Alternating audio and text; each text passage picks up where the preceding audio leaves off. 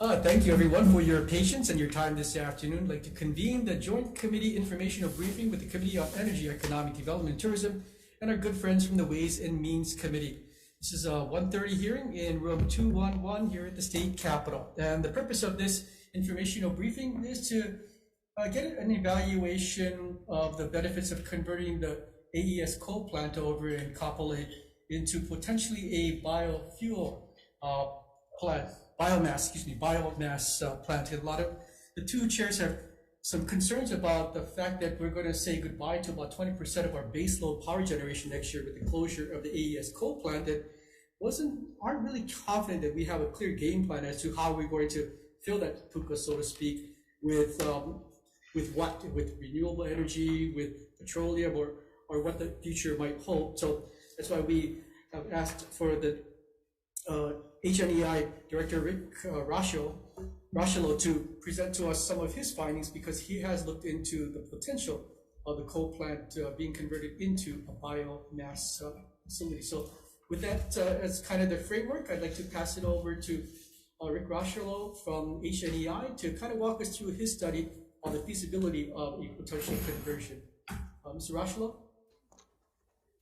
Thank you, Senator Mackay, and thank you all other senators attending.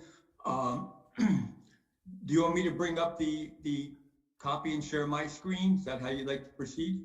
Yes, please. Okay. Let's see if I can get this to do it right.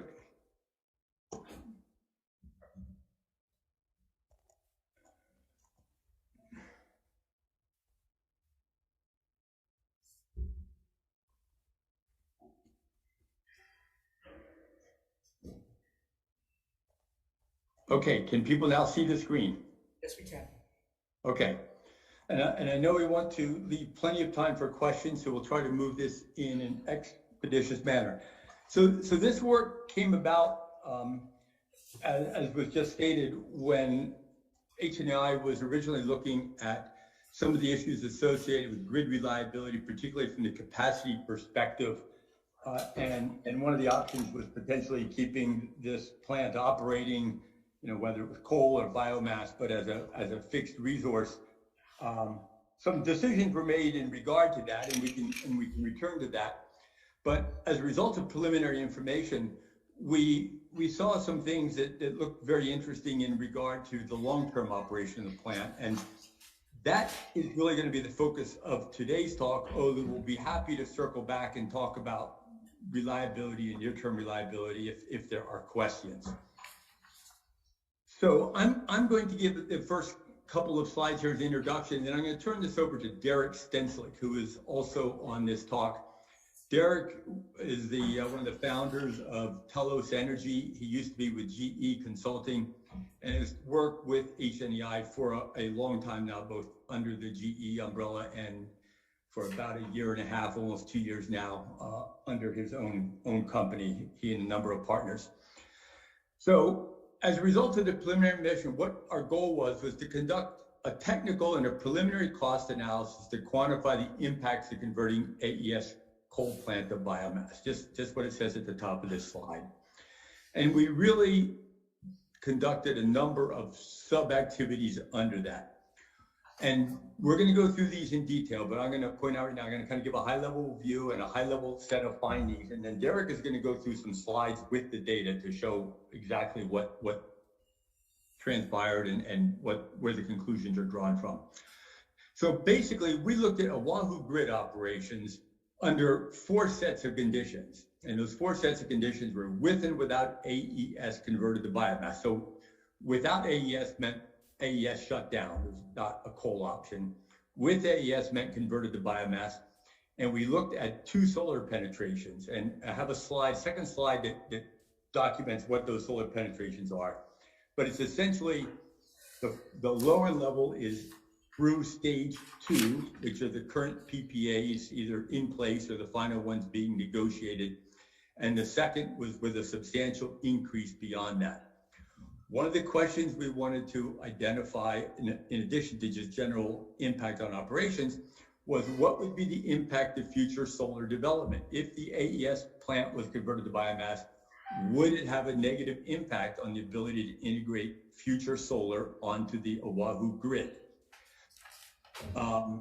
We also, because this is now a fixed resource that is dispatchable and operates, can operate a fair fraction of the time, we wanted to look at the potential for it to accelerate decommissioning of fossil fuel units. And I've left that as decommissioning as opposed to retirement in case there were reasons to have them around, even if not immediately operable. And we conducted a preliminary cost analysis, and preliminary is the important word there.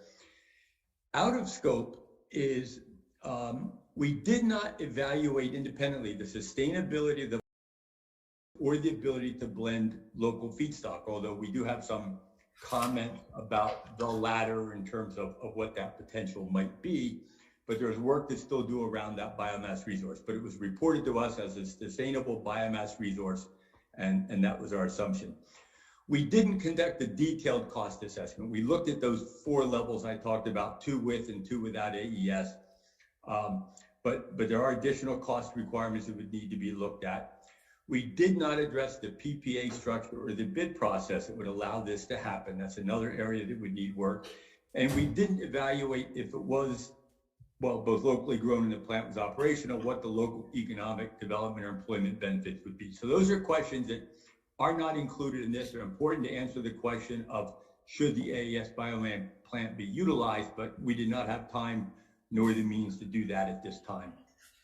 This slide simply summarizes the conditions that we looked, and they're nominally identified as 2024, the approximately date when stage 1 plus stage 2 would be in place rather, and some nominal year of 2030, where we assumed that we would have developed another 400 megawatts of PV at the utility scale, plus approximately 150 megawatts of additional rooftop solar, the latter being consistent with the IGP forecast that the utility currently has. And that number may change. But again, that was to look at would the conversion of AES biomass, of the AES plant to biomass, negatively impact the ability to continue to develop solar beyond stage 2, which we think is a primary path moving forward. So I'm going to just jump to a couple of conclusions. You're welcome to ask questions, but we're going to show a slide or 2 on each of these, so it might be better to hold them until the end. But if you have a question that you don't understand something, happy to answer it.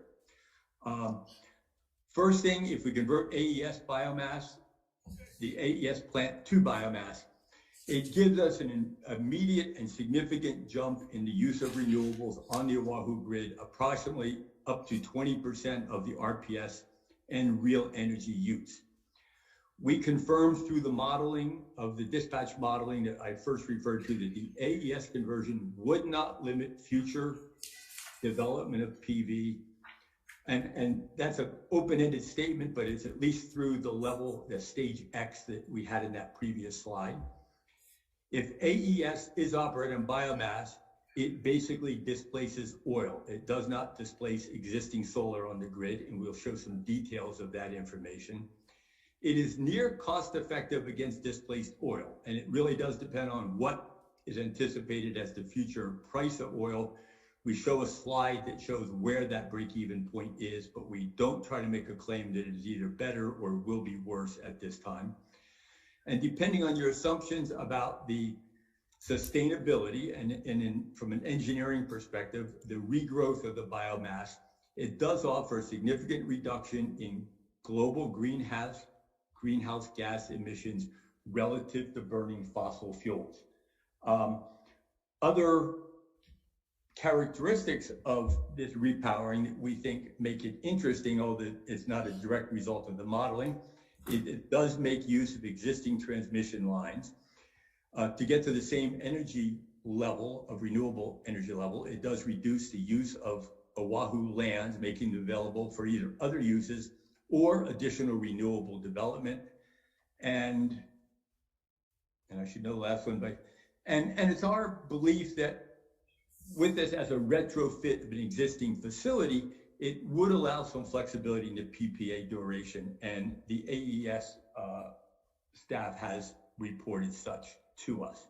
So those are kind of the key findings. And what we're going to do is go through a couple of slides that show the numbers behind this and the quantification that led to these conclusions. So I wanted to give you a chance right now if there are any general questions or you would like to wait for the future slides. Members of either committee, any questions for Mr. Rashomon? Later on, I think. You want to? No, I'll ask the questions later on after Okay. he's completed that. Ricky can proceed, and then we'll ask questions at the end. Okay, at this point, I'm going to turn this over to Derek. Derek, Okay, go ahead. I'm sorry. Let me pull that back up. Chair Delacruz has a question. Okay. Thanks, Rick. I think you make the statement that, there's one bullet point that is in this presentation, that is not in this presentation, but was in the presentation to the PUC and the Office of Energy, where biomass makes better use of limited Oahu lands for other uses or additional solar development. Equivalent energy output from solar would require 5,000 acres utility scale PV or 800,000 household rooftops. We have that more detailed information in a later slide. I was trying to simplify this initial general slide, but yes, those numbers are consistent with our findings. Okay, because I know Senator Favela has been, and Senator Revere have been very vocal about some of the wind and solar fields, and based on previous discussions, biomass with forestry seems to be a little more receptive by communities instead of solar fields and windmills next to the housing. So I kind of looked at that bullet point as maybe a solution to some of their concerns. So we will circle back that. So those numbers that were in the bullet earlier are in a bullet in a later slide. We, as I said, I was just trying to simplify this initial slide. Okay. There is not a one-to-one relationship between the amount of land you need to grow biofuels and the energy you would get out in an equivalent amount of land from solar. And again, if we wait till the end, we can go back and address that in a quantitative fashion. I agree, land can be used for any purpose you want to do, but the 5,000 acres of solar would not provide a comparable amount of biomass related energy. You would need significant additional acreage beyond that. Oh, okay. We can circle back to that. Okay, thank you. Rick, sorry, we have one more question. Sorry about that, Rick. I thought Senator I didn't have a question, but as I'm looking at my notes, I see a dissonance. So if you can please clarify. In your preamble, as you were trying to go over the scope of the study, you mentioned that you did not do an analysis of the financial aspects, but in the key findings, you talked about low capital costs of retrofit. So in what sense did you allude to the fact, what other financial aspects could you have done that was not covered in the study? So it was reported to us that the capital cost of the retrofit was approximately 20% of a new plant. There was also a fuel cost provided that was based on quotations received by AES from potential suppliers not in Hawaii. In general, a lower capital cost, and AES presented this when they also did their discussion at one of the task force meetings earlier run by the PUC, that it yields some flexibility in the duration that plant could be operable. Now, obviously, the shorter the duration, the faster you need to recover your capital cost. But if that capital cost is less than a new plant, it does offer some additional flexibility, we believe. And so that is it's in that other category where we believe that is an advantage, but it would also fall in that category that it needs to be looked at in more detail. So the preliminary result is that would apply, but again, those numbers need to be confirmed in a much more careful fashion. Okay, got it. Thank you. Any other members of either committee have any questions at this juncture? If not, okay. Mr. Rushel, if you could continue on, please. At this point, I'm going to let Derek Stenslick pick up the talk. Yeah, thanks, Rick. And like Rick said, please, if there's questions, happy to answer them. And otherwise I'll try to go through the slides quickly because I do think there's going to be a lot of good questions. I want to make sure we leave time for that. And as Senator Wakai said, you know, AES is a large plant. It's one of the largest producers of electricity on Oahu today.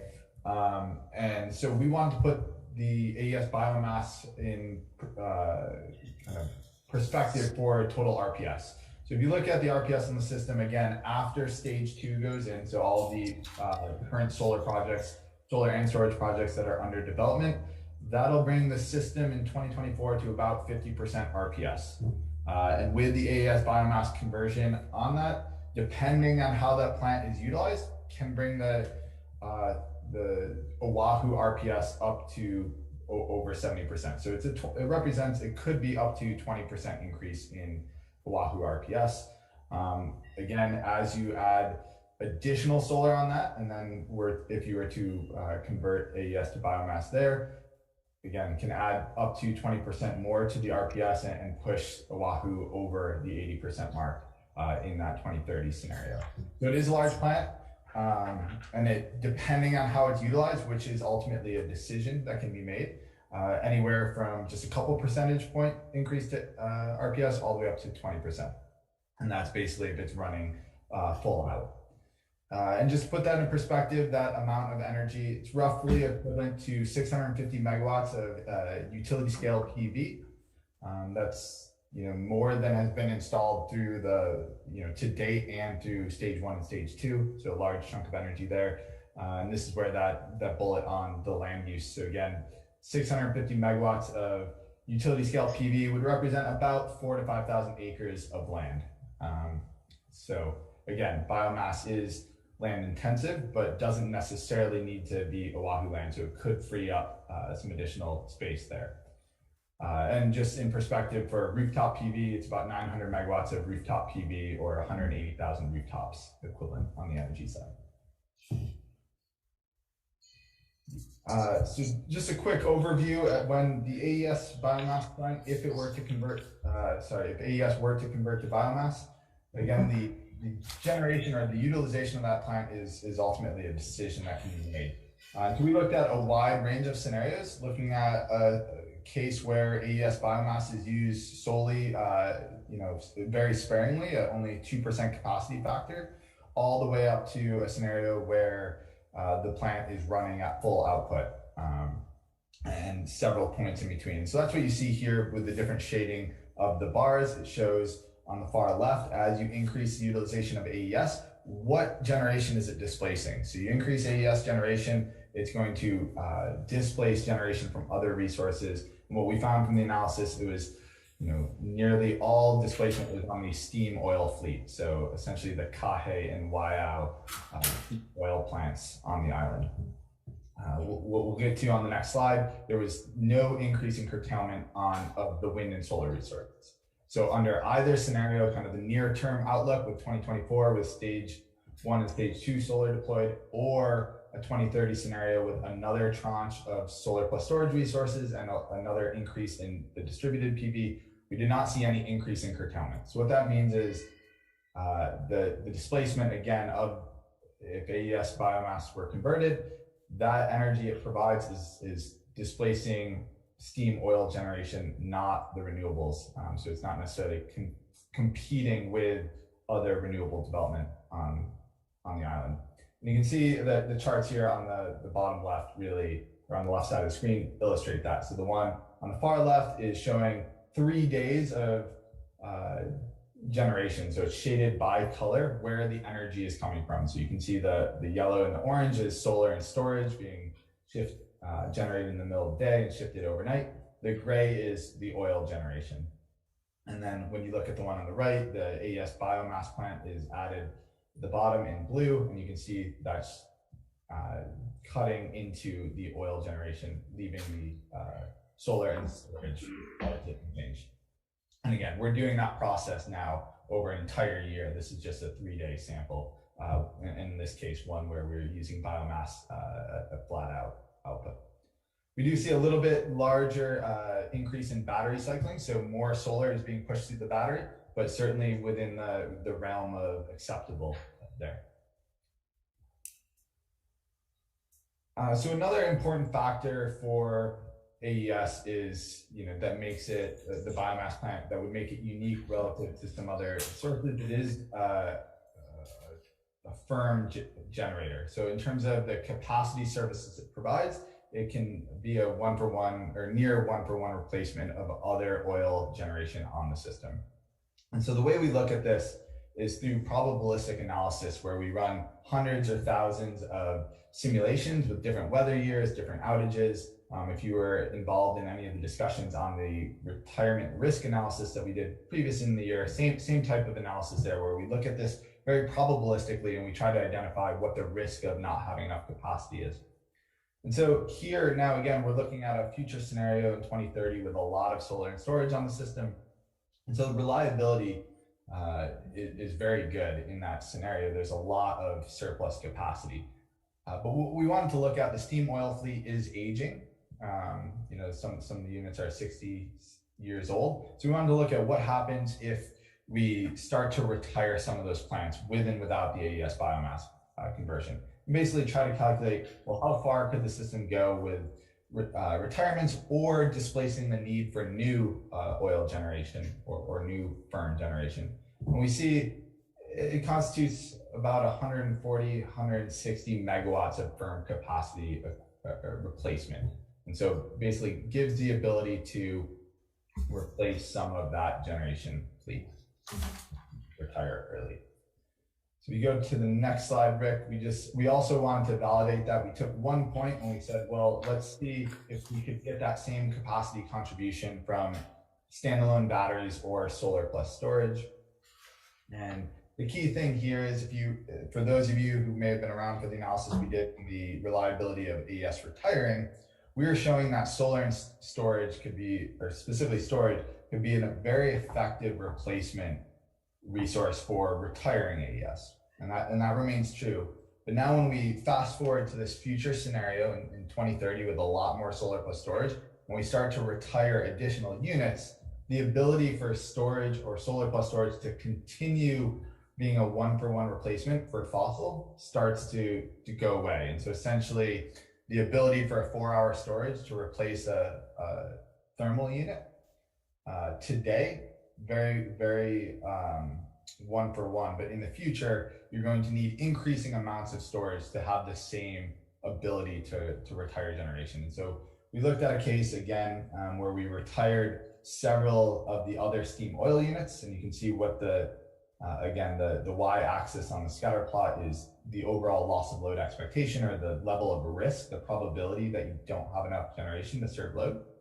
Then we wanted to see how much you would need to get the system with a similar level of reliability. And you can see the standalone battery at the top. The more we increase the batteries, isn't doing much in this case to system reliability. And again, this is because we're in a scenario now where there's time periods where there's just not enough energy on the system to charge the batteries because we retired so much generation. Solar plus storage does have some benefits, because now we're not just adding the battery capacity, but we're also adding the solar energy to help charge the batteries. And so you can see at about 500 megawatts of solar plus storage, you would have a similar effect or similar capacity contribution of the AES biomass plant.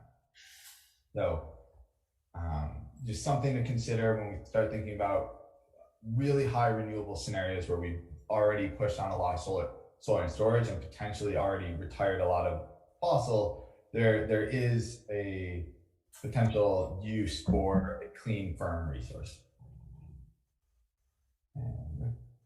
Derek, I just wanted to point out real quickly for the senators, the 0 point on the resource additions here, and it's in the graph, and Derek mentioned it, but that's assuming that stage X is already in. So this is a very future looking scenario here that we're saying we go through stage 1, stage 2, the additional tranches in, and then what even happens next in terms of the ability of solar plus storage or storage to take the place of firm capacity. So I just wanted to make it clear what that 0 point was. Thanks, Rick. Can I ask a clarificatory question on that graph, the side as well? So your third bullet point says, storage alone cannot provide the capacity to allow additional fossil requirement without solar additions. There's not enough energy to charge your batteries. So, and I know you have those three scenarios. So if you, and again, just trying to tug at the strings here, how much more solar additions do you need in order to have that capacity? So yeah, what we're seeing here is, as you add additional amounts of solar plus storage, you're working your way down this curve, and the further down you go is reducing the risk. And so when you get to a point that's equal to the blue dot, that would be the equivalent level of reliability. And so you could do it. It would just take more of the resources, right? Because they are energy limited. And again, do want to caveat, I have to be careful when we present this, because today, solar and storage are very effective at retiring capacity. So for the first few retirements on the system, very effective to get batteries or hybrid solar plus storage projects are effective at retiring thermal. This is, again, in a really future scenario where we've now retired a significant portion of the thermal fleet. To go further, you're no longer just capacity constrained, you also need additional energy. And so that's why you see a big difference between the battery and the hybrid resources. Okay, so go ahead. Go ahead. I guess I'm not by any means an expert, so I'm just trying to get at a particular number or a semblance of understanding as to if we don't have the biomass and we're just doing solar and storage, how much solar additions do we need given the present scenario so that we will have enough energy to charge the batteries? Do you understand where I'm coming from? Yes. To get, do you want me to take one shot? Go ahead. Yep. As shown on this graph, and Derek, correct me, through stage X, the PV plus the 4-hour storage that goes with it provides adequate reserves to provide I got that. the reliability needed. In order to provide an equivalent amount of energy, well,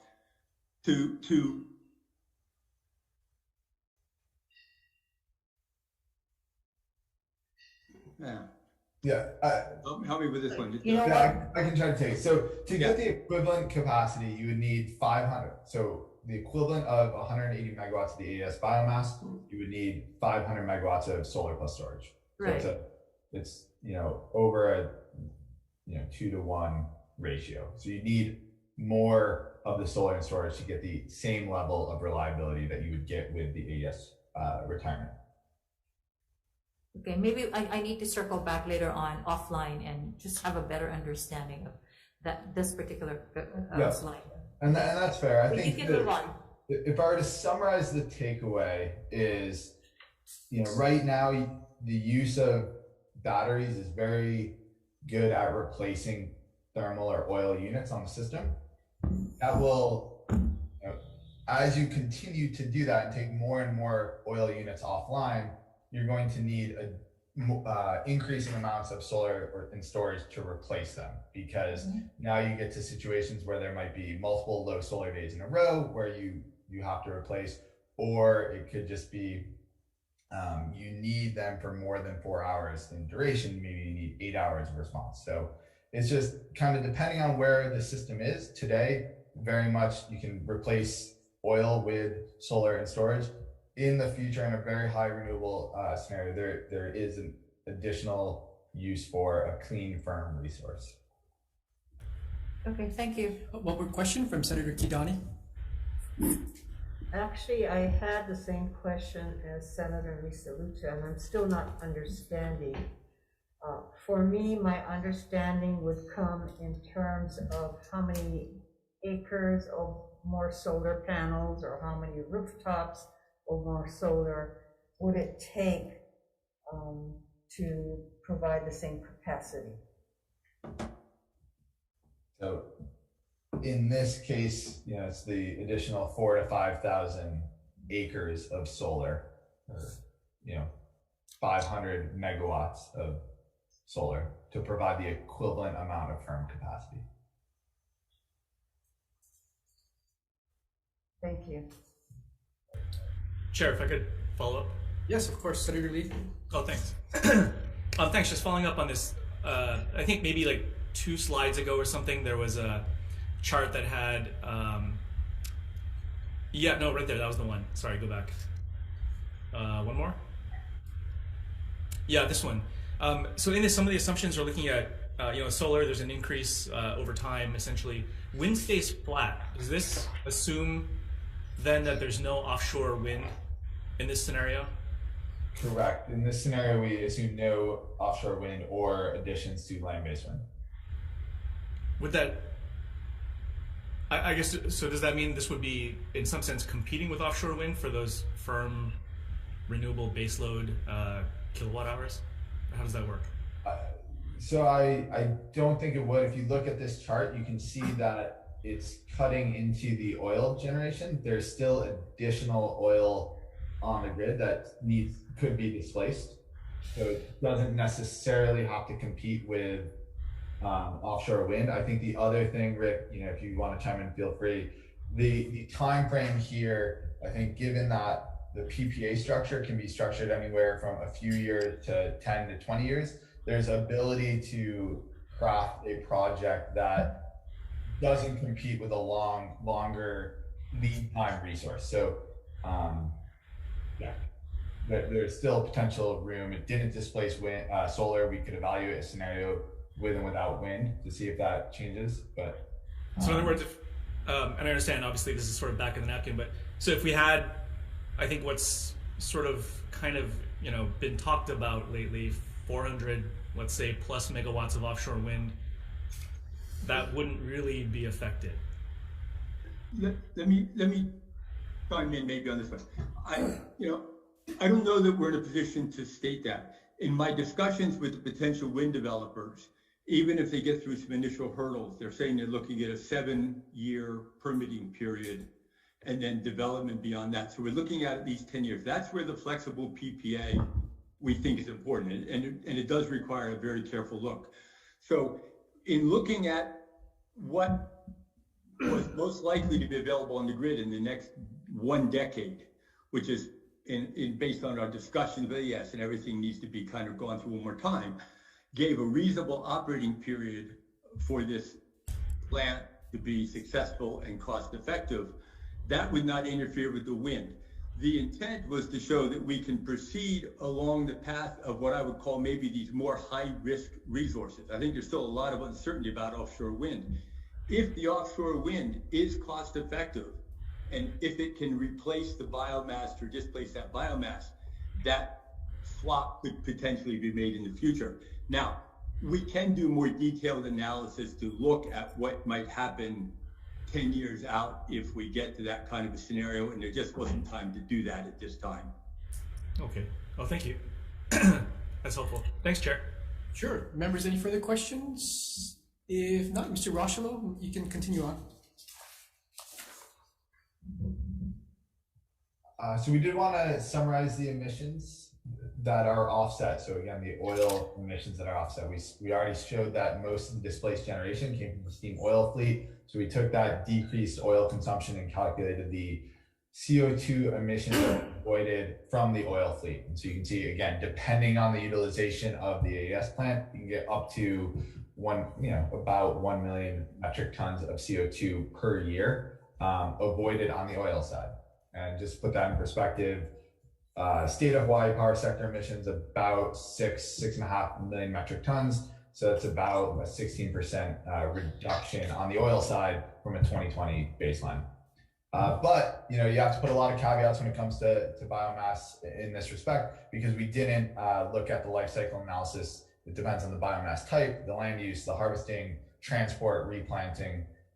So again, that was out of scope for this first phase of the study. We're just looking at the displaced oil consumption, and again, assuming that the biomass is a carbon neutral source. There's also an additional caveat about CO2 accounting. just because of the location. So if some or all of the biomass is sourced off island, that CO2 abatement is taking place elsewhere, and the biomass is being burned and consumed in Hawaii. And so you would technically see an increase in emissions in Hawaii and a decrease somewhere else. So again, it depends on where the fuel source is, whether it's locally grown or partially or fully from elsewhere. But it is, again, a large potential reduction in CO2 emissions given the size and of the plant. And Rick, you wanna, so the last couple slides we just have are on cost, and just put the cost of the unit in perspective. Again, this is data that we received from AES. The cost structure of the unit is partially fuel cost, which is fuel for the biomass. This again came from AES. They worked with 3 vendors of or suppliers of biomass to get some quotes. So we and then based on the heat rate of the plant, you can see, depending on how it's utilized and at what output, full load is about $120 per megawatt hour for the fuel and the BOM cost. That's one portion. And then the capacity cost, again, this is provided by AES. It's about $25 per kilowatt a month. So again, about $54 million per year goes to the plant PPA, regardless of how much it runs. That's kind of the fixed fee. And then there's a variable fee on top of that for depending on how much it runs.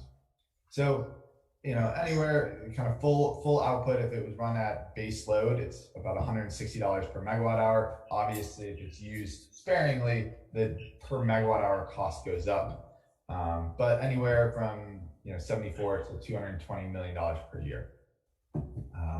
So just to put that fuel cost in perspective, the fuel costs are about equivalent to oil-fired generation at current oil prices, and so it's the fixed cost that could potentially be an adder. And so we wanted to look at the financials or the economics across both a range of AES utilization, and so you can see going across the x-axis on this chart, and each dot on the lines is a different utilization of AES, so increasing how much the plant is being used.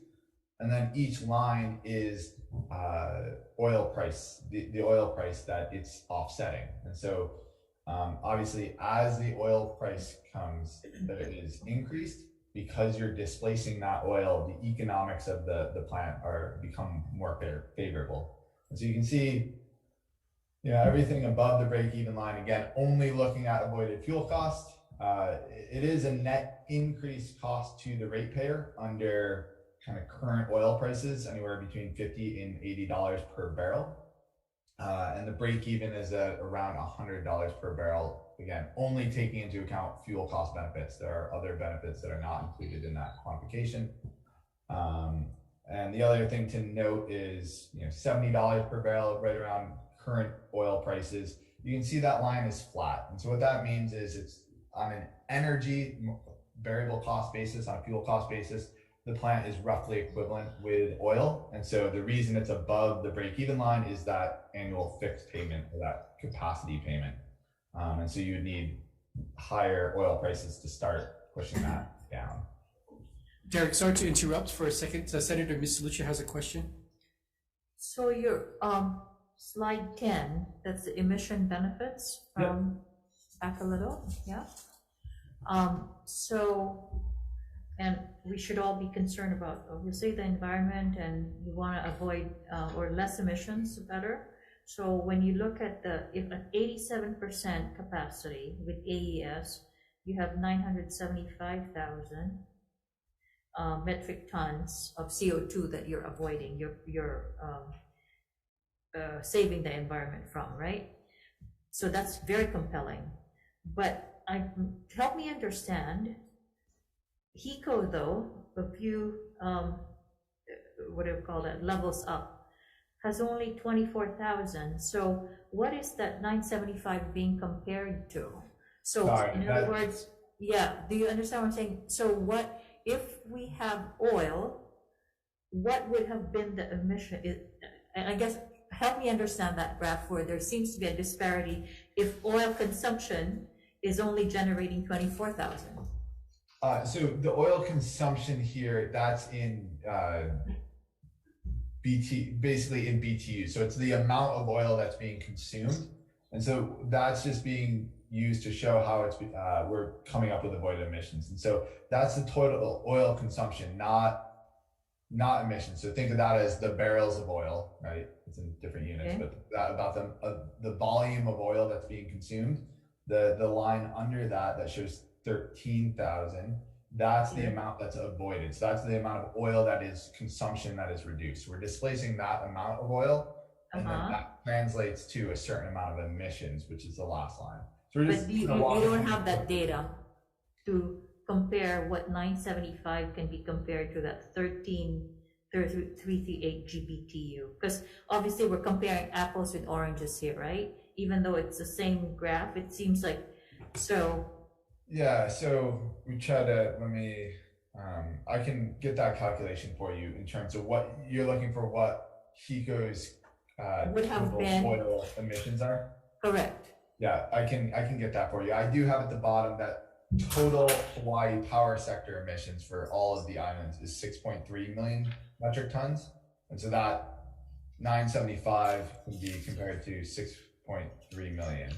And so that's a 16% reduction statewide. If you looked at just Oahu, it would obviously be larger than that. Because that's a compelling talking point. Yep. If you're able to compare, this is how much biomass, if we go through biomass, we're avoiding this 975,860 metric tons, I would imagine, or whatever that is. With that particular number, and hopefully this would be so much less significant, less than what it would have been with oil, then from an environmental standpoint, that's a compelling rationale. Yep. So I think it's a 16% reduction in statewide power sector emissions. I can get you the Oahu delta.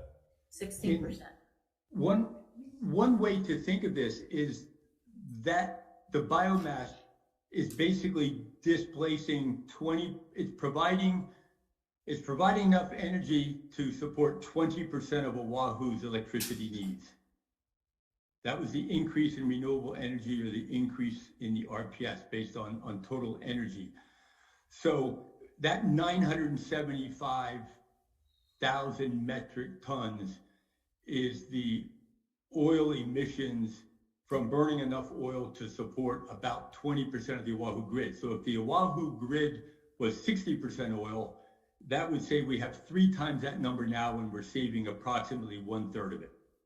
I see. Okay.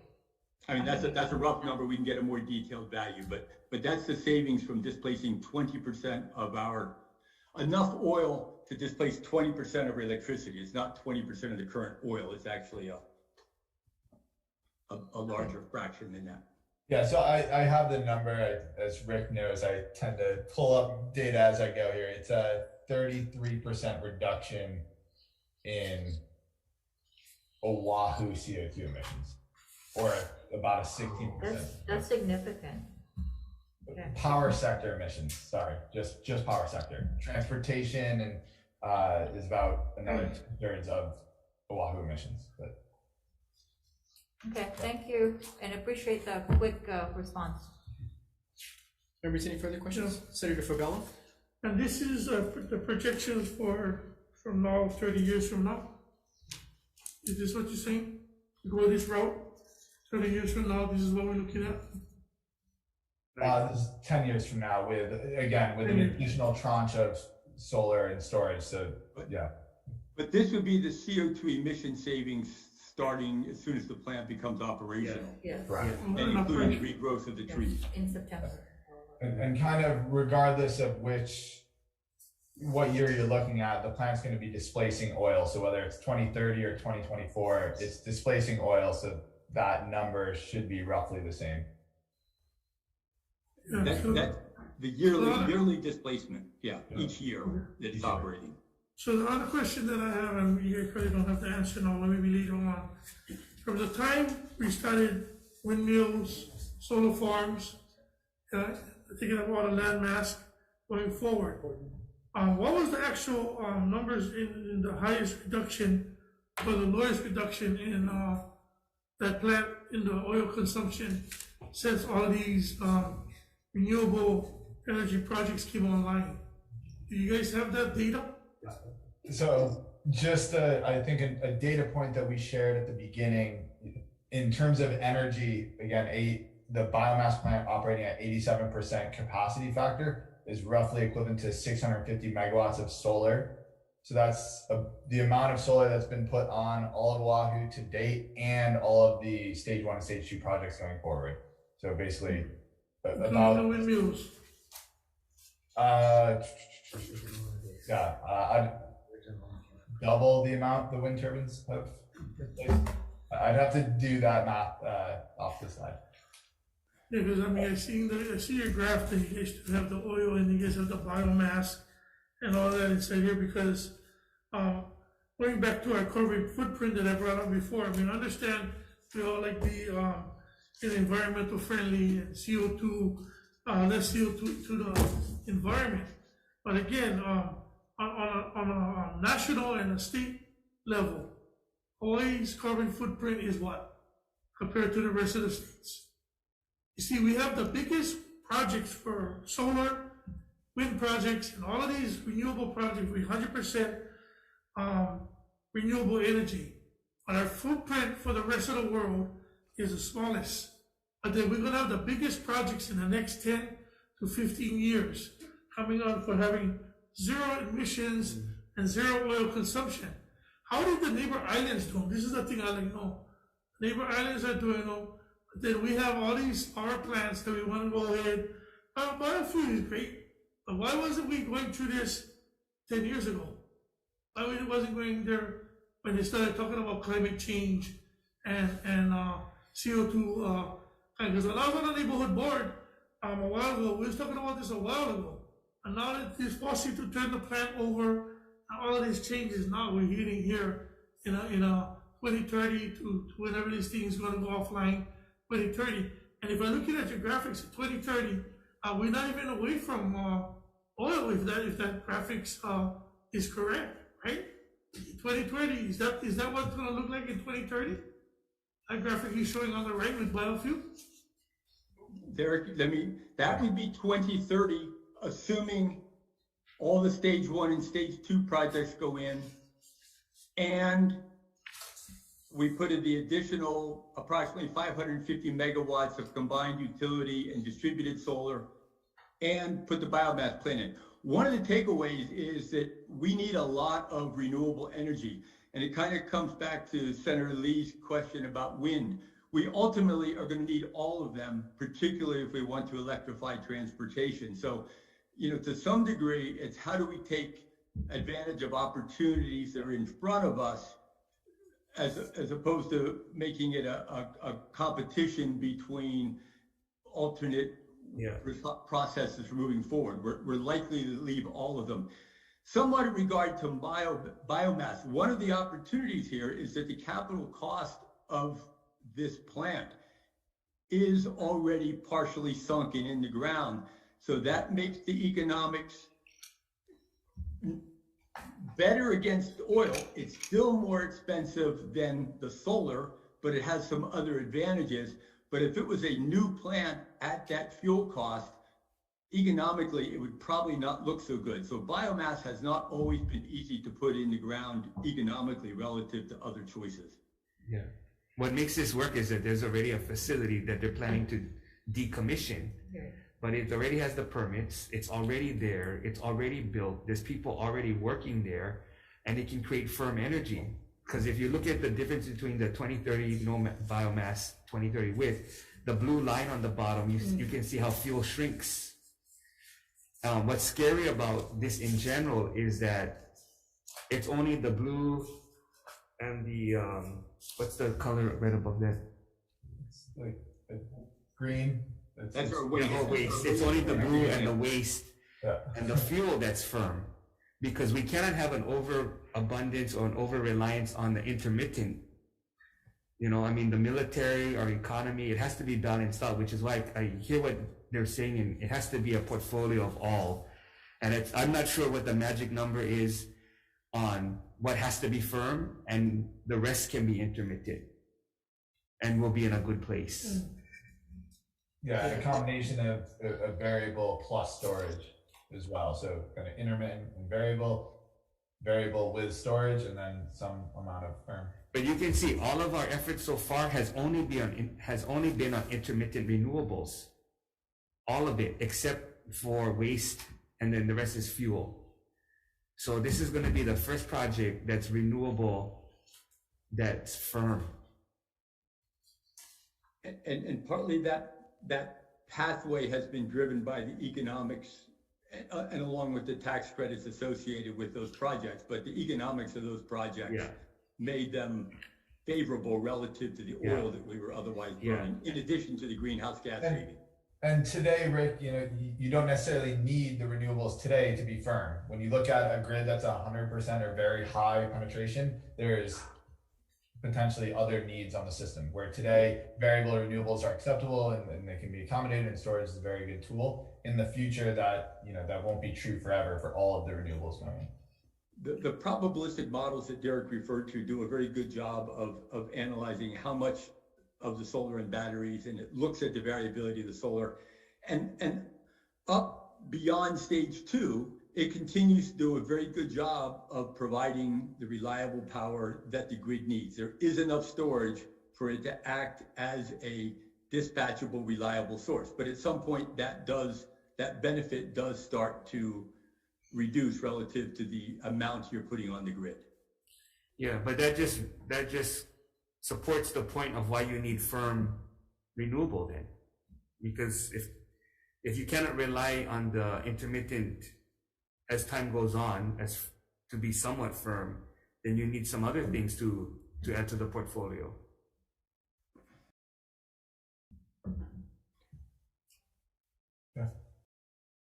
Rick and Derek, I have a quick question. Follow up to Senator De La Cruz. The necessity for us to really look hard at firm renewable energy sources, and considering from the government's perspective, all of our efforts to get renewables have been on the intermittent side, you think it's wise for us to look at just providing tax incentives or other types of incentives that really focus on the firm and maybe less focus on all the renewables that we put onto the grid so far? Intermittent renewable. Intermittent, yeah. Yeah, I won't necessarily get into tax policy here, but I think it is important to not just look at energy production. I think if you look at renewable policy across the US, across the world, it's often, you pay for megawatt hours that are produced, and there's very little differentiation between the energy, right? It's just, you're buying megawatt hours and you pay a premium for renewable megawatt hours. I think in the future, we have to start thinking a little bit more holistically and about not just the energy that different resources are providing, but also the grid services, whether it's the kind of firm capacity grid service or other services on the system. I think that is a useful differentiation to make sure we're actually comparing renewable resources like apples to apples. And biomass is not the only kind of clean, firm resource there is.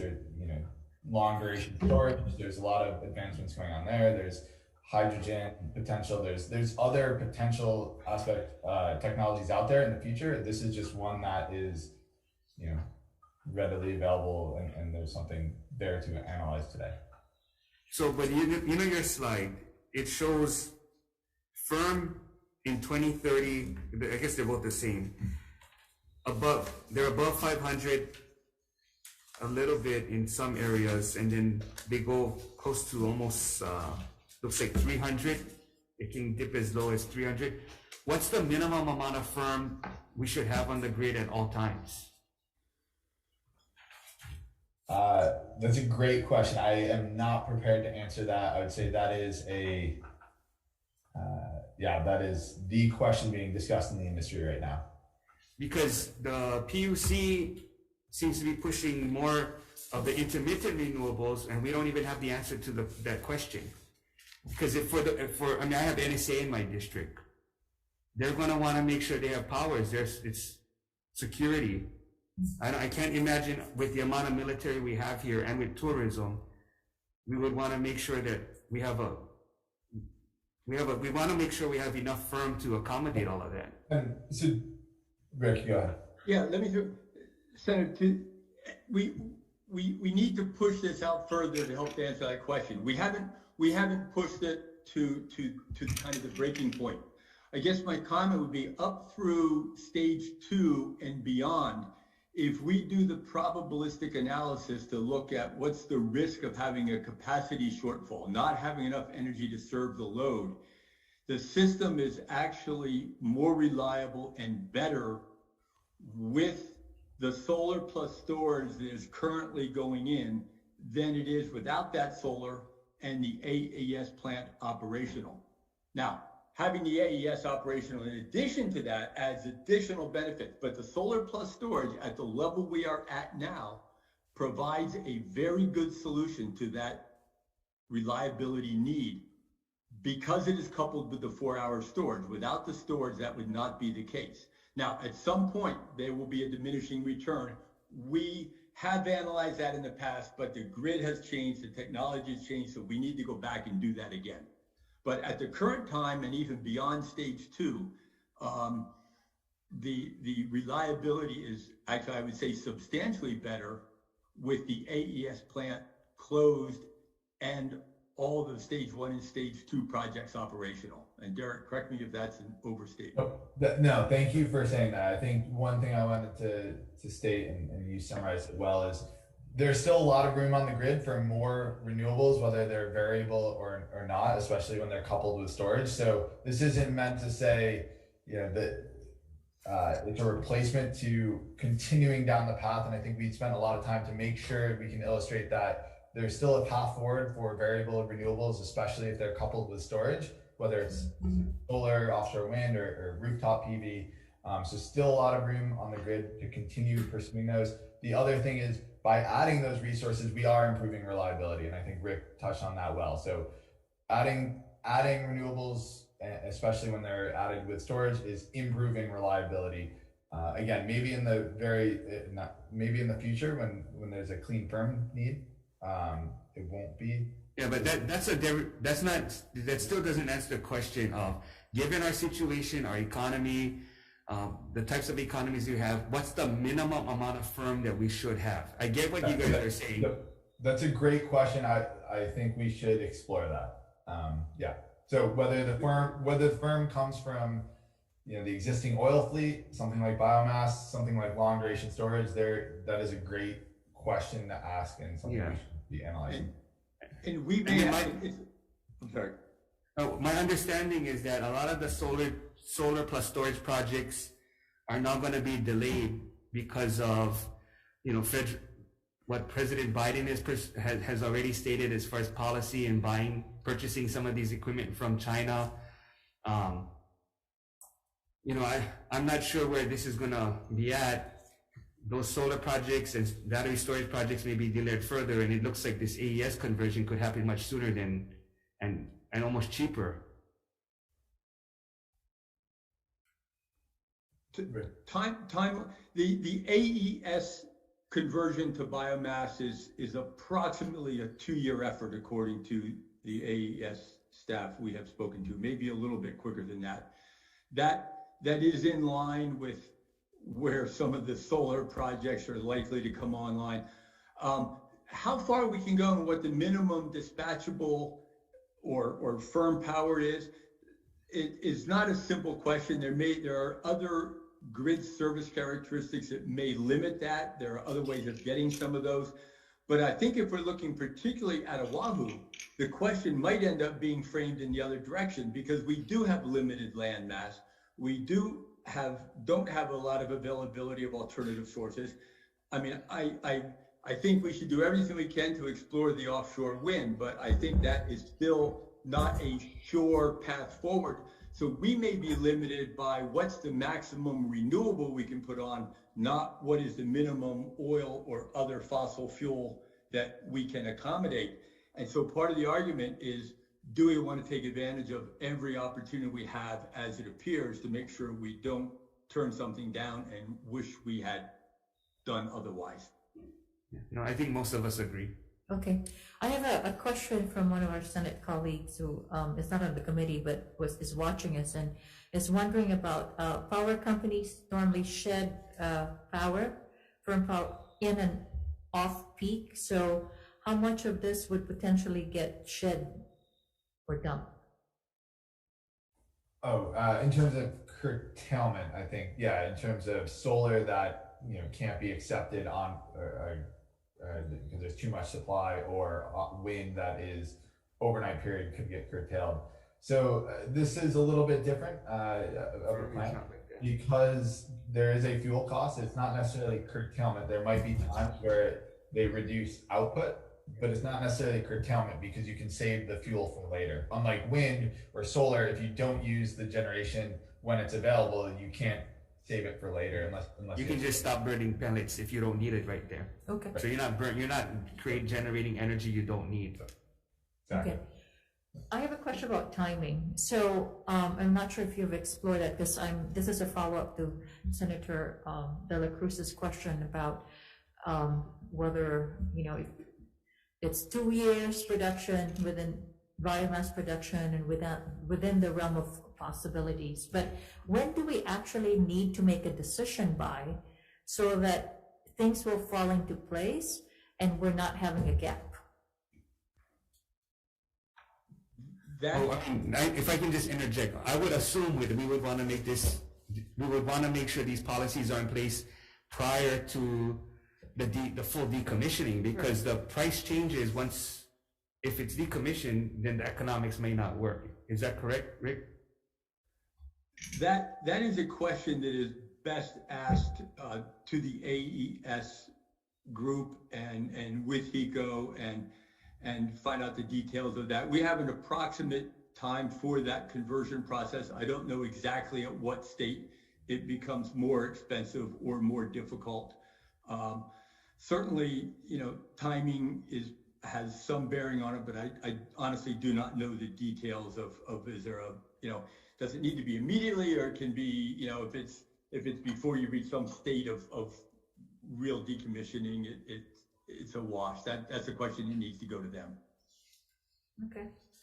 I have a quick follow-up on Senator De La Cruz's question about just the supply chain and troubles that's causing for delays in the PPEs, the phase 2 PPEs in particular, to going online. And when the legislature passed that bill to force the closure of the coal plant back in 2019, it was much anticipated that we would have all of the ducks lined up and we would seamlessly move from coal to wind or solar, whatever the renewable source was.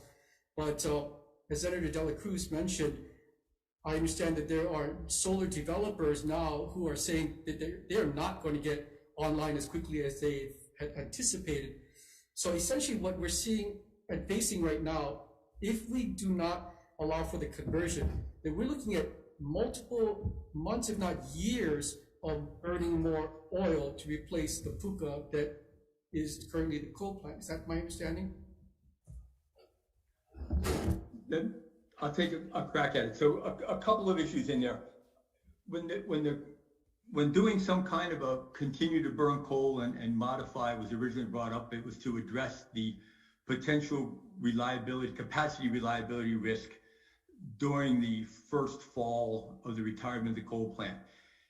Between the amount of solar that still looks to be on target for development and the utilities' modification of their planned maintenance schedule, the fall of 2022 does not look to be a serious risk in terms of capacity reliability. We need to take a closer look at what might happen in the fall of 2023 and beyond, depending on what the utilities' flexibility in their planned maintenance is and if there are substantially longer delays. So essentially we're 2 years out probably to where that is a potential crisis, if it's a crisis. Not all of those projects need to be in by that time to meet the reliability needs. There is excess capacity when the stage 1 and stage 2 are in to meet that reliability need. So we need to look at it closely, but we're basically looking at a 2-year out window at this time, in my opinion, before there is a potential issue. And again, there may or may not be an issue. We need to look at that more carefully in light of potential timeline slippages. So this is an independent study, right? This is not funded by any of the other, yeah. This work is funded in part by the Office of Naval Research that has supported HNEI to look at grid reliability and resilience because of the DoD activities here, and also partially using the barrel tax, the Energy Systems Development Special Fund. No industry participation at all, other than to provide us data we could use in the modeling. And that's why I think this next question that I have is important, because I'm looking at the key findings and they seem all positive. Is there a downside to this? Do we want to jump to the? Oh, wait, maybe we can wait. Well, can you maybe go through the slides real quick? Oh, sorry, I'm looking at the last slide. the key findings. Okay. I'll answer shortly. I don't know if there's a downside, but there's certainly uncertainty that needs to be looked at much more carefully before we're sure of those potential upsides. Our original goal was for this not to get discounted out of hand without a very careful look. And that still, I think, is the goal of this presentation, is to say this deserves a careful evaluation beyond what we've done.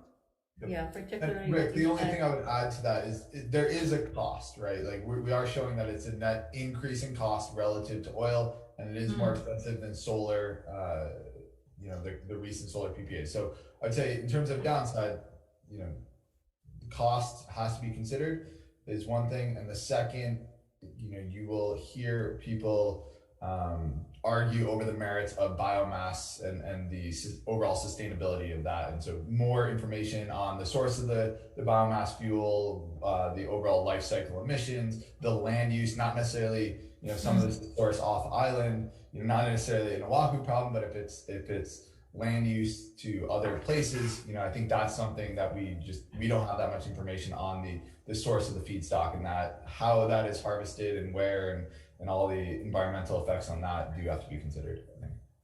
And I think you alluded to it earlier about there's still unknown variables regarding the local economic benefits, which I think I'm very interested about as well. And I guess the procurement process.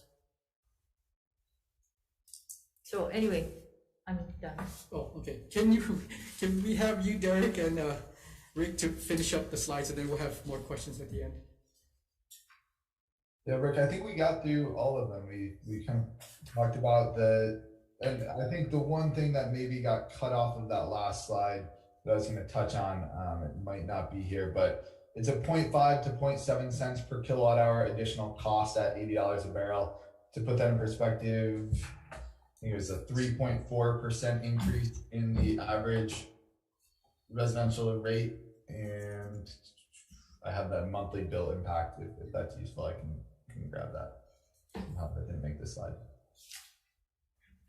So.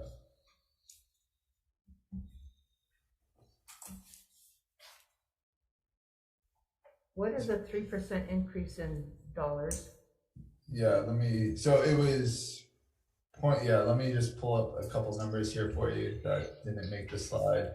0.5 to 0.7 cents per kilowatt hour. The retail rate is, just give me 1 second here.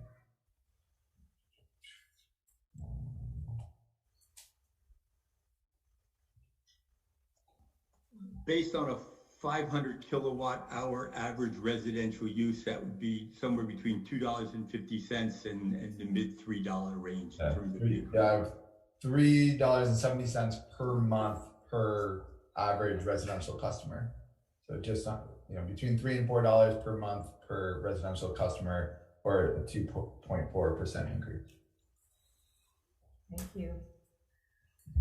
Okay. Members, any questions of our two gentlemen? Chair De La Cruz. Rick, if you can, I guess based on the spectrum of all the different types of energy, where does biomass stand as far as greenhouse gas emissions? It depends the assumption that you make regarding the regrowing of the trees. But if you look at the literature, and if you look at things like the global climate change reports, biomass comes out at the low end of the greenhouse gas spectrum relative to, well, very low relative to the fossil fuels, and effectively in a similar range to where solar plus storage and other renewables like that come from. In simple explanation, when you burn the biomass, there is a significant carbon footprint. If you grow an equivalent amount of trees, you capture exactly the same amount of CO2 that you burn. So the carbon footprint is the fertilizer, the harvesting, the transport, and the building the plant. And that is a small number relative to what results from the combustion process of oil, for comparison. If you look at solar, while it is zero at our site, there is also significant energy input that goes into the fabrication of solar cells and also of batteries. So that, all of these technologies do not necessarily have a zero footprint, but they're all quite low relative to fossil fuel of any sort, because that is a one-way path of combustion to CO2, and that's assuming not having carbon capture. Carbon capture would change that. So I would put it as comparable. You do have the potential of growing additional biomass, but you can do that. You could have your greenhouse footprint do that anyway. So I would put it at a low end, but a positive number if I'm doing just straightforward accounting of the footprint. And we actually have a report that is past due that quantifies that. We looked at everything reported in the literature and narrowed it down to what was using what I'll call a sustainable or a regrown crop. And I don't have the exact number on the tip of my tongue, but it's quite low relative to any fossil fuel. And when is the report scheduled? It is past scheduled. It's on my list to get it out ASAP. Oh, okay. Maybe we can have another info briefing on that report when that's available. We're supposed to do that. And you had greenhouse gas emissions. I have one last question. So we talked about how the present AES is planned to be decommissioned by September, right? So, and what you were saying, it might take 2 years to ramp up to full production. As far as you know, is there a bridge plan? If, optimistically we have this, or not? When you say a bridge plan for use of the plant, or a bridge plan to meet the grid reliability needs? For both, I guess, because if there's a gap, you said the decommission, you said that it's going to be further pushed back to, like, let's say 2 to 3 months after September, which is right now when the contract ends. And then the AES had said that, or had been quoted to say that it might take them 2 years to ramp up to make that conversion. So between the time that it's decommissioned to the time that they're in full production, will AES continue to exist? Or I guess I'm really concerned about yeah, you're right, whether we can continue to provide for the energy needs of our constituencies, and B, what happens to the plant. So I'll take this on and then let Derek also chime in. My understanding is it would not be any bridge use of the plant. This would be a shutdown and then a retrofit to be able to accommodate the new fuel, including the infrastructure for providing that fuel to the plant. My firm feeling is that the stage 1 and stage 2, even with delays, are going to provide sufficient capacity to get us through this period. And we should really be looking at this as the longer term benefit of it jumps our RPS. It provides a firm capacity far further in the future. It displaces a significant amount of oil. But that needs to be said with the 2023 needs to continue to be looked at carefully to be sure that the slippage of the solar or other issues don't make that an incorrect statement. But the modeling now, even if all the stage 1, 2, and stage 2 is not in, shows an ample supply to meet our capacity reliability needs. That's reassuring. Thank you, Rick. Rick, I just had a question on the types of jobs or the number of jobs related to the conversion and long-term operations. I'm not sure if you have any estimates on that. I would expect it would be very similar to the work crew that is at the plant now in terms of the operation of the plant. And if there is a locally grown feedstock or partially locally grown feedstock, whatever jobs are associated with that forestry component of the feedstock that is not currently part of the coal process. But I don't have an exact number. I would expect the plant to be very similar in operation to the existing coal plant in terms of personnel needs. But again, Okay. AES is the correct entity to answer that question more specifically. Yep, and there would be some short-term construction jobs for, Yeah, the process of retrofit. certainly construction jobs, but again, I can't estimate that. Okay, because I know with some renewables, let's just take for instance solar, there's construction at the beginning and then there's very few jobs, if any, in the long term, versus it seems that at least with this situation, they're going to continue to be the same, at least the very same amount of people who work there now, with the addition of any biomass jobs that we create locally. Is that correct? I think we can get numbers for both of the aspects. Now, the local biomass jobs would ultimately depend on how large that operation. To put the land need in perspective, it takes approximately 1 ton of biomass to generate 1 megawatt hour of electricity.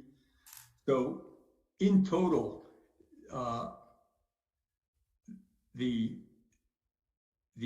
plant would require 200 to 300,000 acres to be under cultivation, growing and replanting trees based on a typical 7-year cycle. So a fraction of that feedstock would be a significant industry in Hawaii, but a significant fraction is still likely to have to be imported to be able to operate that plant anywhere near capacity. Okay, so but we could end up growing biomass not just on Oahu but on several islands. Yes, so I think that is something you need to be looked at much more carefully. Yes. Okay, and it almost, I think from the land use perspective, I can't imagine. I would think growing trees or biomass would have a lot less permits than the windmills or the solar farms, and the competition for A land wouldn't. I don't think that issue is there with planting biomass. Is that what you found too, or are you still looking at that? We have not looked at that permitting. There could be a different set of land use issues, but I'll come back to this statement. This is a significant contribution to our RPS, but it does not get us to the goal that we want to achieve. So we are still going to need other resources beyond this. Again, they're much better, more qualified people to talk about the permitting and the process for bringing in the forestry component, the wood chips. Okay, and then as part of your report, do you actually lay out?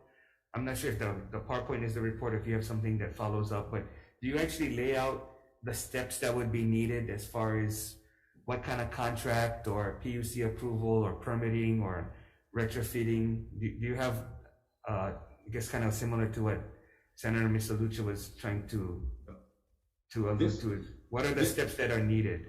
This slide deck is the report at this time. Okay. And really what we've done is we tried to show enough benefits to justify looking at these other issues more carefully, and they can certainly be addressed as quickly as possible, but issues not addressed in this slide deck have not been looked at least not by HNEI. AES or HECO or other entities may have looked at it for either this application or other application, but it is not something we have firsthand information on for the AES plan at this time. Okay, and then my last question is, what are some of the other firm alternatives in renewables are you guys looking at studying or could be available in Hawaii? on Oahu? Well, I will throw low temperature geothermal out there as a possibility, although we are not specifically studying that at this time. There are limited, I mean, you can combine intermittent with storage, and potentially there's different mixes that make things that are a little bit less intermittent, or mixing intermittent ones together. But there is a limited choice on Oahu for firm capacity. I mean, obviously OTEC has been around for a long time, but it has not moved forward in a significant way yet. It still stays of interest to some parties. But on Oahu, we have limited opportunity for firm resources. Derek, if you got I think that, you're correct. The thing I would add there is the combination of resources. So you can take solar and, like Rick said, storage. I think where you have to start thinking a little bit more is the duration of that storage is going to have to get longer if you do want to have the firm capability in the future. So there are a lot of advancements going on right now in long duration storage. So in the next few years, this story might be very different. There might be 100-hour storage available. It's currently not, unless you have pump storage hydro. That could change in the near term here. So it would really have to be a combination of variable resources with energy storage. Maybe at some point in the future, hydrogen, but again, I think goes along with some of Rick's comments about being a little bit for that. Okay, so this particular proposal is one of the few options we have for firm renewable, then, sounds like. The other option would be biodiesel as well, like the Schofield Barracks plant. So that's providing similar characteristics, just not as much energy. So it's providing that firm capacity via renewables, the Schofield Barracks biodiesel engines, but it's not providing as much energy. Okay. So, and can both take invasive species or just the biomass? In terms of biodiesel or biomass? Yeah. The biomass combustion is probably, and I'm not the expert on all these, is a simpler process to utilize invasive species than the biodiesel. The biodiesels are produced from oils. Whether it's waste oil or it's an oil crop, but they are generally produced from an oil, not from a solid biomass. There is other processing to get the liquid fuels from solid biomass at different stages of development, but I'm not sure any are at the scale or readiness to be easily implement in Hawaii. Certainly it's an active area, including for looking at aviation fuels. Thank you. But that will require additional biomass and additional feedstock. Thank you. Senator Favela? Just one more thing, since we're talking about the different things for the bio and burn bio. You guys looked into working with trying to get the industrial type of hemp? Because if you look at hemp, it also was used fuel back in the day, and CO2 gas on top of there is very low, and hemp can grow within 3 months in one crop, and up to 6 to maybe 12 feet of trees, and can grow anywhere and rejuvenate the land that is probably contaminated from some kind of future pesticides or whatever back in the day. Did you guys ever look into hemp? One of H&I's faculty members, Scott Turn, has done a considerable mapping of resources and biomass sources. I don't know if hemp was explicitly considered, but we can find out what's been done and get that information to you. It certainly was not looked at for this specific purpose. Thank you. Rick and Derek, I'm trying to do a kind of a mental scorecard on the pluses and minuses of going the route of conversion to a biomass plant. So I just see that the two of the main factors that lawmakers should be considering are greenhouse gas emissions and then the cost. So just kind of digging into and enough firm baseload power is important. But help me understand if I got this correct. For the greenhouse gas emissions, the biomass will be carbon neutral. We're going to grow, it's going to soak up carbon emissions and then we're going to burn it. But if we go the route of oil, there's just a significant CO2 emissions. There is no plus side of burning oil with regard to just environmental factors. Is that my assessment correct on that front? Yes. Okay, so now shifting to the cost side of things, I think it was you, Derek, that said that in the current scenario, going biomass will increase the cost to ratepayers by $3.70. Oil, if we just start burning oil in replacement of coal, that's going to increase to a certain degree, but your chart said at $100 a barrel, then it'll break even. So I assume that if oil hits $100 a barrel, that we will see a $3.70 increase by burning oil, and anything that goes above that $100 per barrel cost will increase the rates for the consumer, correct? So with the switch from coal to oil, there will be an increase in rate.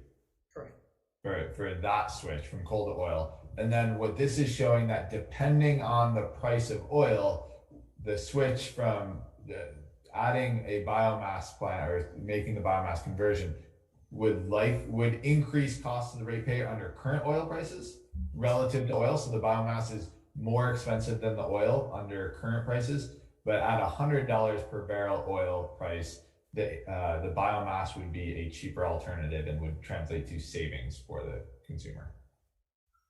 Got it. Yep. Got it. So yeah, we're comparing against the cost of oil because that's what it's displacing. So yeah, at current oil prices, it is a premium. At $100 per barrel, it's break even, and anything over that, it would be a net savings to the ratepayer. Right.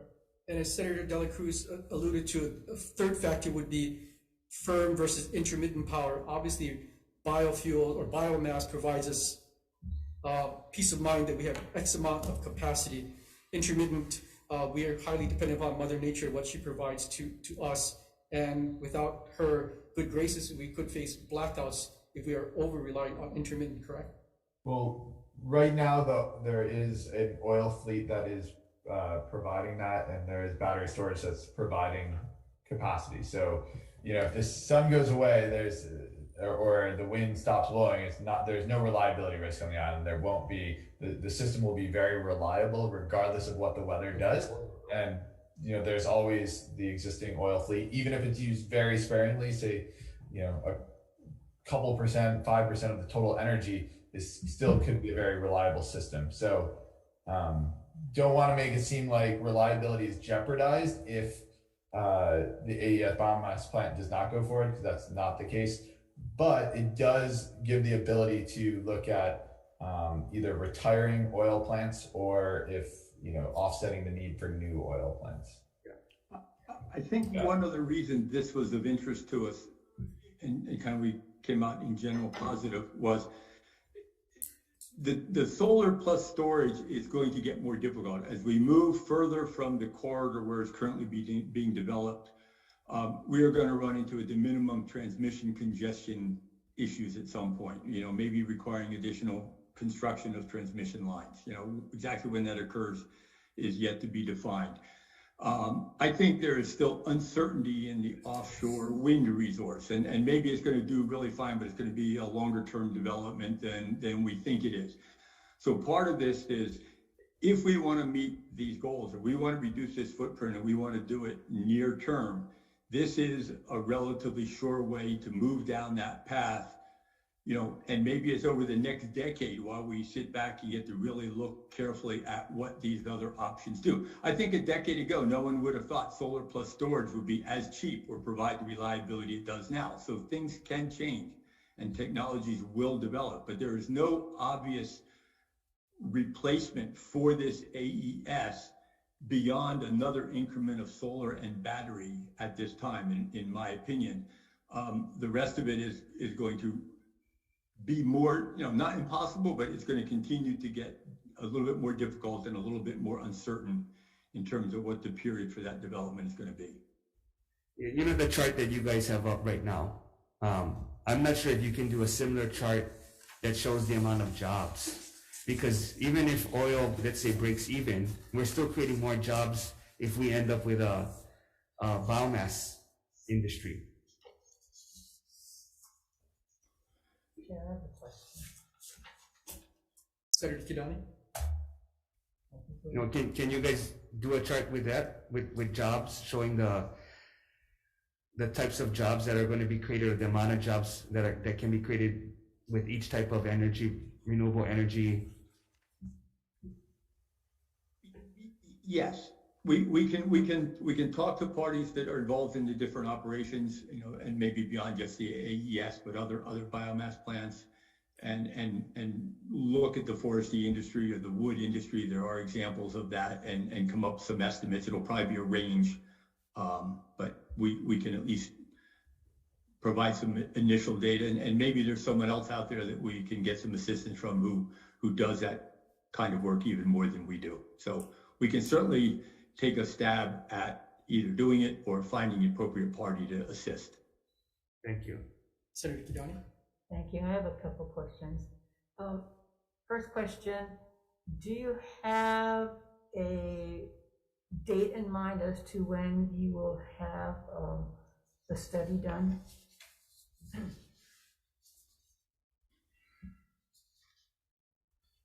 The greenhouse gas? Yes, the greenhouse gas study, I'm sorry. It's done, it's drafted, it needs a final read. It's been on my desk. I take responsibility for that. So hopefully within a couple to a few weeks, no more. And second question is, are you doing any kind of comparison study or just taking count on you know, the type of projects that we've had in the last couple years, and how we're, you know, getting to our goal to retire more fossil fuels by the projects that the state departments are looking at, as well as the PUC, or denying, and how it reflects on this goal that we're trying to reach? Do you have any comparative charts on those? I'm not sure exactly the specific. We do look at our progress against the RPS on a regular basis and report that to PUC. Other people do as well. That data is all publicly available. I think if I go back to one of the charts we started out with, the darker blue line shows where we will be on Oahu with our RPS when the stage 1 and the stage 2 solar is complete, assuming the conversion to biomass does not occur. The higher line there presumes this additional 550 megawatts of solar would be developed in the future. The utility integrated grid planning is looking at a whole variety of options of resources that can get us to these higher goals, and it has involved at different times biomass, more solar, offshore wind as the primary contributors. I may be missing one in there. So there are multiple pathways to get to this point. I think, you know, my personal view is we need to take actions that move us forward, that don't preclude future actions should the technology develop and become lower cost and better. And that was one. We have to overcome the cost hurdle. This is now a little bit more expensive. If you think oil is going to go up, you can look at it optimistically. We don't want to make that claim. We're not forecasting oil prices. But it's a near-term opportunity that doesn't preclude continued development of the other resources going forward. And so it fits kind of this, what I think is an important criteria, that it can move us forward by up to 20%, as Derek has said, without negatively impacting other development. They can go in parallel. Thank you. I guess what I was trying to get at is that I'm not sure that what the governor's goals are, or the state energy office, or the Public Utilities Commission is all on the same page, and where we could be with other projects, you know, having moved forward at an earlier date. And I think that's important to note. Thank you. Senator Delacruz. I just had one last question on HECO's fossil fuel plants. If what would it take for them to convert those plants to either biomass or biofuel? Have you guys studied that at all? So in terms of biomass, the eco plant could not convert to biomass, because a coal plant is using a solid fuel, it's going up a hopper into a conveyor and being burned. So the conversion to biomass is a little bit more straightforward. I don't know about biodiesel and whether or not those units could run off of that. I know the SIP, the Campbell Industrial Park, the CT can run on biodiesel. That contract shifted to the Schofield plant. I'm not sure about the other steam oil units. At the minimum, it would require an oil or gaseous fuel. Not Okay, solid. so biofuel is a possibility. It is, although at the current time, liquid biofuels are quite expensive as well. Okay. Members, any further questions? I have a question, Chair. Senator Murray Walker? Okay. Hi, Rick.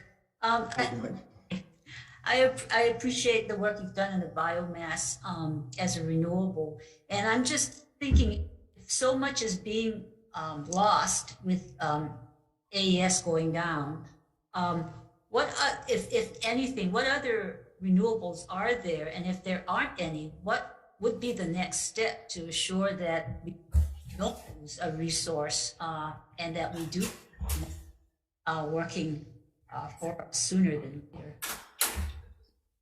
What is, should we bring AES in, or what next steps to develop a whole new area of renewables that we haven't been in biomass? So, well, the utilities integrated grid planning process and other plant activities are doing just that. They're looking out at 5-year and 10-year periods, and then also looking out to 2045. And one of the difficulties is knowing what technologies will be available at what cost at what time. So depending on the assumptions you make, you get a lot of movement in what the solution path look like. And so it just requires a continuous iteration to keep that process going and look at it. I mean, at this time, I think everything needs to stay on the table. Like I said, I don't think, well, some people did. I was probably a little bit of a skeptic that solar plus storage would get this low this fast, maybe this low ever. I mean, it's been a remarkable progress. But they're looking at additional biomass opportunities. They're looking at offshore wind. They're looking at other solar, including more rooftop solar. And I think that process just needs to stay in place and continual updates on what that progress is. And that group is doing that work now. If the plant is easy to convert and the cheapest alternative, why wouldn't this be an alternative for PUC, AES, HECO to look at in terms of developing our biomass energy, renewable energy source? Specifically, well, costly? The purpose of this presentation is to provide data to convince people that it was worth a more careful look. So I'm hoping that will be one of the takeaways. Is that? And again, it is in terms of what you've presented, and really does open the door to us looking at it more. Well, and there are issues that need to be carefully looked at in regard to the biomass source and the infrastructure required of that. I mean, there's a set of bids and numbers in, but can they be confirmed? AES, I'm sure would want to do even more detailed engineering study to make sure those numbers are really good. So, it certainly looks favorable to me, or at least it looks possible. But it needs to be done very carefully, and then it also needs to be looked at. And I think from the process that HECO proposes, if this is a firm biomass, I mean, if they would go out on bid and say we want firm renewables, that would leave it open for people who might have other opportunities. And I don't know what the timeline is if it goes down that path. So I guess Derek mentioned that you looked at biomass as one source, but in terms of using the facility, is that the only source that could be used in that facility? I mean, looking at closing it down or decommissioning versus using it. Yeah, I think biomass is probably the only fuel.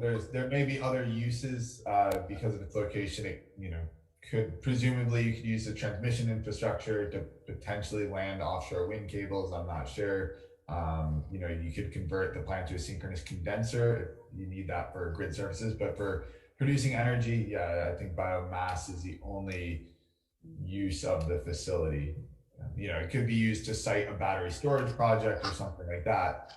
So you could reuse the transmission infrastructure for a lot of different use cases. The plant itself is only biomass. But that looks like the most cost-effective use of it if you were to go forward on what could be produced or generated. For producing energy, yes. Okay, thank you. Thank you, Chair. Sure. Anyone else here or online that wants to ask questions? If not, Derek and Rick, thank you so much for your time. It was very enlightening, and we look forward to the greenhouse gas study, and perhaps we'll have an info briefing when that study is ready for prime time. But thank you, everyone. This info briefing is adjourned. Thank you.